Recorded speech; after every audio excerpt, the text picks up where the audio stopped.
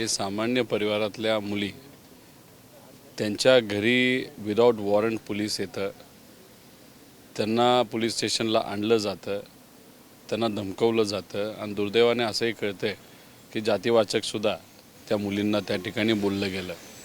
तर मग ह्या सगळ्या गोष्टी असताना ते जेव्हा आपल्या हक्क बजावण्यासाठी पोलीस स्टेशनला जातात तेव्हा त्यांचा अर्जसुद्धा एक्सेप्ट केला जात नाही. हे कितपत योग्य आहे?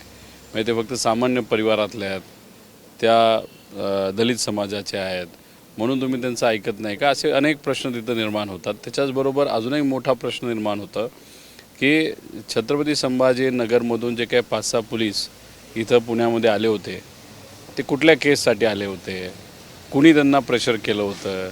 13-14 तास म्हणजे आता टोटल बघितलं तर 15 तासाच्या आसपास झाले फक्त तिथं दखल घेण्यासाठी. असं गरिबाची परिस्थिती असेल तर या महाराष्ट्रामध्ये जे पोलीस प्रशासन आहे ते कुठंतरी राजकीय हस्तक्षेपाच्या दबावाखाली तिथं चालतं आहे असं आमचं सगळ्यांचं तिथं मत आहे. सगळेच पोलीस खराब आहेत असं आम्ही म्हणणार नाही,